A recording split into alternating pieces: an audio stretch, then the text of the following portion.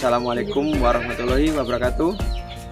Nah, banyak yang komentar mengenai prebiotik. Apa bahan prebiotiknya, Mas? Seperti apa pembuatannya? Mari kita ulas mengenai apa saja yang digunakan atau bahan apa saja yang digunakan untuk pembuatan prebiotik. Nah, sebelum masuk ke bagaimana pembuatan prebiotik, tentu saja kita harus tahu prebiotik itu fungsinya untuk apa. Prebiotik itu fungsinya untuk membantu sistem pencernaan pada hewan ternak. Maksudnya ketika prebiotik itu digunakan atau diberikan kepada hewan ternak, maka prebiotik itu membantu hewan ternak di dalam rumen hewan ternak. Bakteri yang digunakan pada prebiotik itu membantu untuk menghancurkan atau mempercepat menghancurkan bahan pakan yang diberikan pada hewan ternak itu. Nah, itu fungsi prebiotik. Bakterinya apa yang digunakan, Mas? Bakteri apa? Kalau saya ya bakteri dari rumen sapi itu sendiri, dari bahan rumen sapi itu sendiri. Bisa juga pakai EM4 juga bisa. Satu botolnya 22.000 atau 20.000, tergantung daerah masing-masing. Tapi saya lebih menggunakan bakteri dari rumen sapi. Saya pergi ke tempat jagal sapi, saya minta rumennya, terus rumennya saya olah, saya jadikan prebiotik di kandang kami. Nah, terus ada yang tanya, prebiotik sampai bahannya apa? Bahan-bahan prebiotik yang saya gunakan yaitu pertama bawang putih. Nah, bawang putih itu fungsinya untuk apa?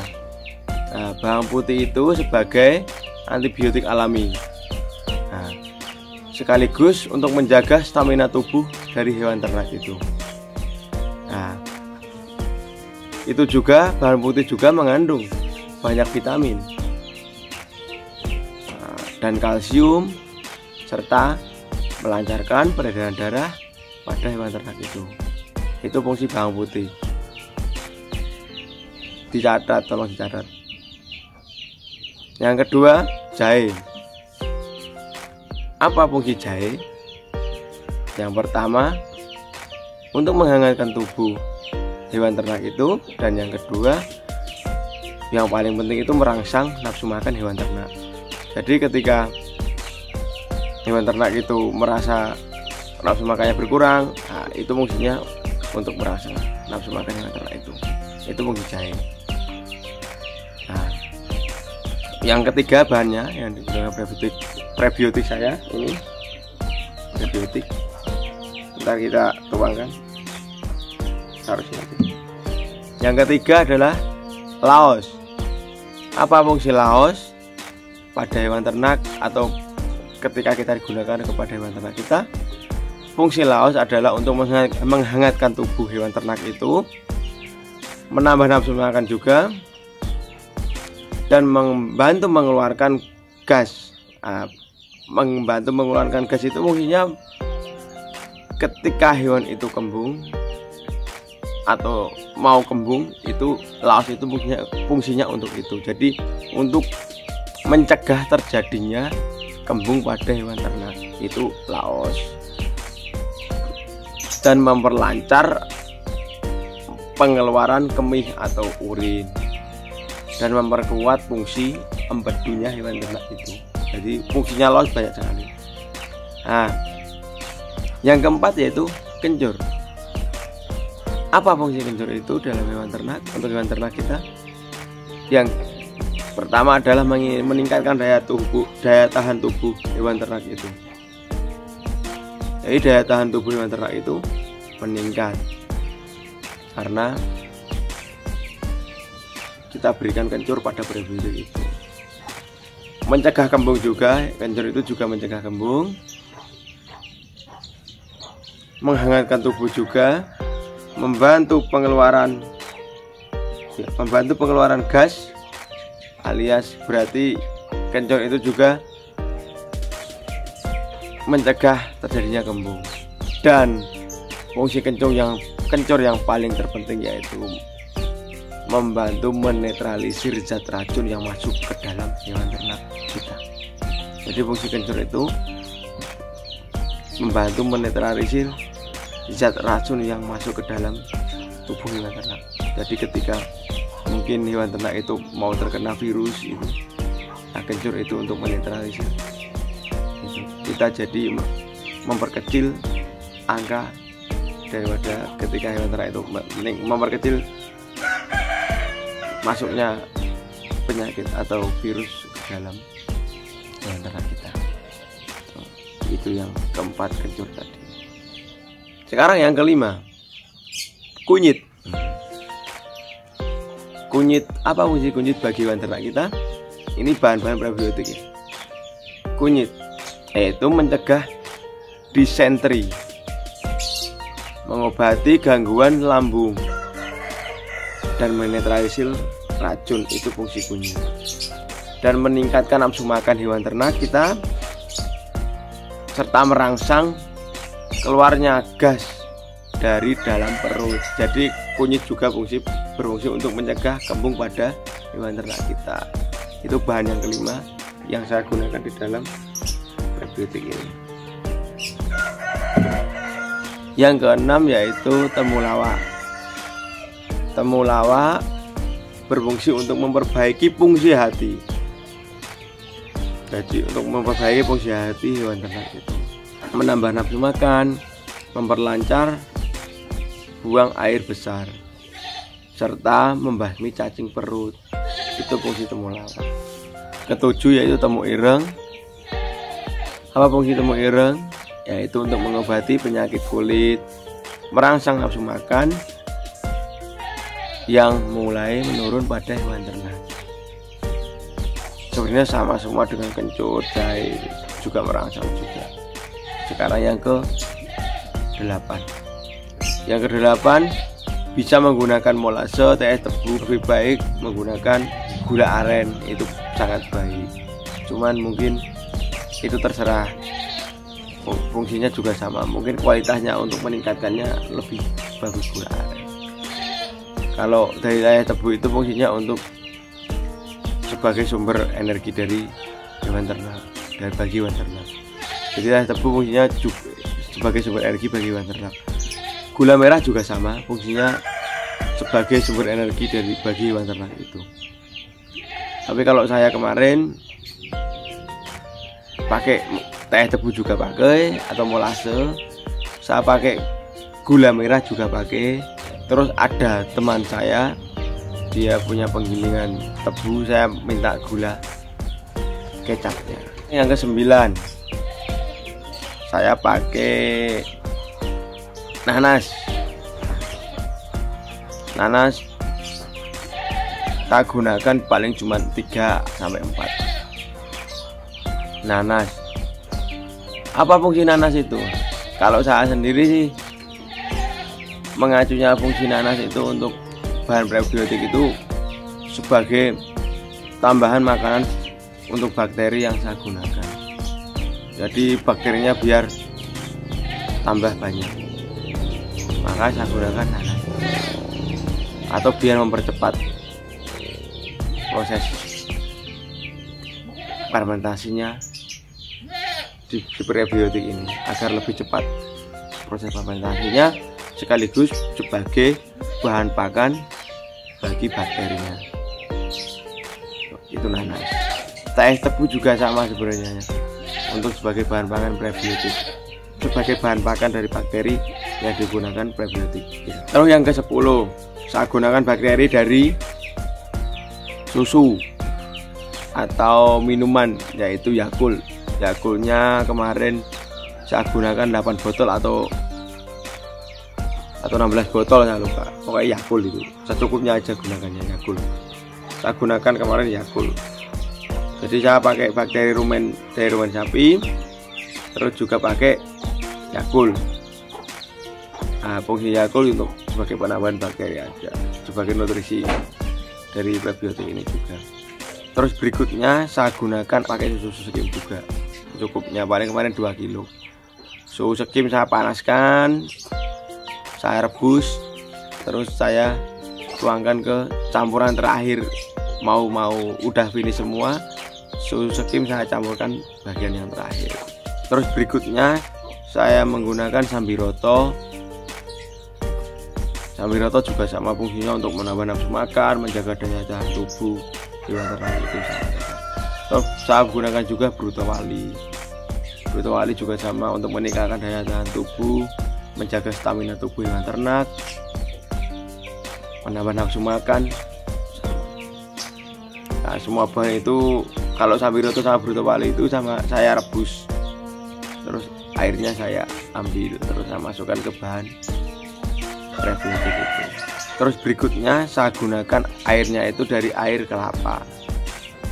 Air kelapa saya minta dari pasar, tidak beli. Air kelapa itu saya minta dari pasar 2 drigen, berarti 25 liter kali 2 berarti 50 liter air kelapanya.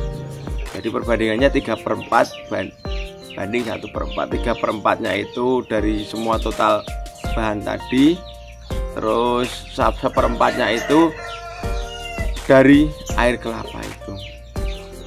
Jadi saya gunakan full air kelapa untuk tambahannya.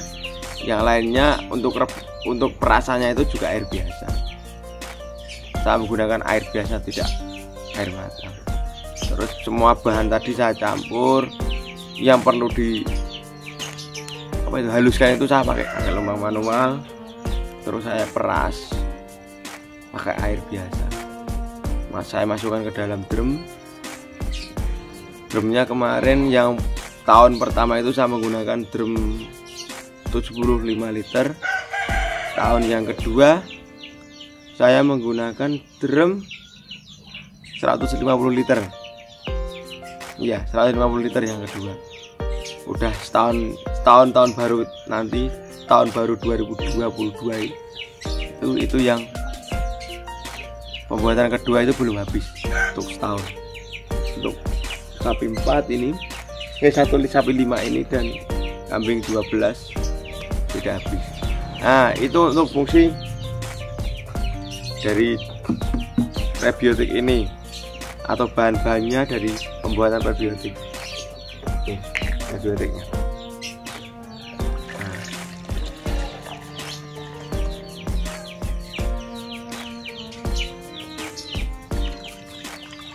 Prebiotiknya warnanya kayak gini. Nah, baunya harum. Ada bau fungsi. Nah, fungsi cara mengetahui prebiotik itu berhasil atau tidak, kita bisa lihat dari baunya. Baunya seperti apa itu ntar juga kita bisa lihat. Terus drumnya itu desainnya seperti apa, agar kita tidak harus setiap minggu membuka drum, membuang gasnya. Nah, itu penting. Jadi kita harus mendesain drum itu agar gas ketika kita melakukan fermentasi prebiotik ini, nah, itu tidak, drumnya tidak membesar. Ntar takutnya kan kalau membesar, terlalu besar kan tekannya terlalu tinggi kan bocor. Bagaimana kita mendesain drum itu agar tidak terjadi kebocoran di dalam drum, di dalam pembuatan prebiotik, serta gas yang ada di dalam drum bisa keluar secara otomatis tanpa kita membuka drum itu. Itu ada triknya. Ntar kita kulik-kulik masalah drum juga. Tonton atau simak terus Bapak Azalea. Semoga ilmu prebiotik ini atau pengalaman saya pembuatan prebiotik ini dapat bermanfaat bagi seluruh peternak Indonesia. Nah, ada yang kok nggak di-share pembuatan prebiotiknya kan gitu. Nah, kalau pembuatan prebiotik mungkin akhir tahun nanti akan saya share bagaimana cara pembuatannya. Terus prosesnya gimana, ndeplok atau menghaluskan bahan-bahan itu gimana, ngerebusnya gimana, itu mungkin akhir tahun. Soalnya saya pembuatan prebiotik itu akhir tahun, setahun sekali pembuatannya. Nah kebetulan kemarin saya membuatnya banyak, 150 liter. Sekarang masih sisa setengah, sisa setengah. Masih banyak. Mungkin kalau akhir tahun nanti saya membuatnya paling sedikit, paling 80 liter atau 100 liter aja, tidak banyak-banyak. Nah diingat terus, dicatat pembuatannya tadi, dan dipraktekkan. Yang terakhir dilihat hasilnya untuk hewan ternak itu seperti apa. Nah prebiotik itu fungsinya banyak sekali. Prebiotik itu berfungsi juga sebagai agar kotoran hewan ternak kita tidak bau. Nah itu. Terus ketika ada prebiotik kan hewan ternak kita makan. Nah, ketika tanpa prebiotik itu bakteri yang di dalam rumen sapi itu atau kambing itu cuma 1000 kacaranya. Ketika ada prebiotik, bakterinya tambah banyak, bakteri pencacah rumputnya, pencacah bahan pakannya tambah banyak. Akhirnya proses pencernaan hewan ternak itu akan semakin baik karena pakan yang di dalam rumen sapi atau kambing itu tercacah lebih cepat. Akhirnya tingkat stresnya akan menurun. Nah, proses dan sistem pencernaannya hewan ternak itu akan baik atau tidak terganggu. Demikian bahan-bahan pembuatan prebiotik yang saya gunakan. Ada berapa tadi? 15 apa 16 tadi? Itu bahan-bahan, tolong dicatat dan dipraktekkan. Nah, prebiotik sangat penting bagi hewan ternak kita. Ini juga sebagai master dari kandang saya juga.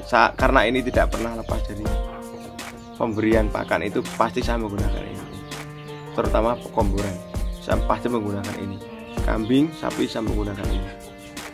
Nah, ini fungsinya sangat penting dan wajib ada di kandang. Dan sebagai pemula, terus belajar, jangan putus asa, tetap semangat. Di dalam beternak kita harus belajar agar kita tidak monoton dalam beternak. Dan di musim pandemi ini jangan lupa selalu jaga jarak, gunakan masker, jauhi kerumunan agar kita semua terhindar dari penyakit apapun atau pandemi ini. Semoga pandemi juga cepat berlalu dan harga ternak kita semakin melambung atau penjualan ternak kita semakin banyak. Salam Bapak Azalea. Terima kasih buat dukungannya. Salam santuy dari peternak Wonogiri. Sehat selalu, sukses, berkah untuk keluarga, dan peternak kita selalu diberikan kelancaran. Wassalamualaikum warahmatullahi wabarakatuh. Salam Bapak Azalea.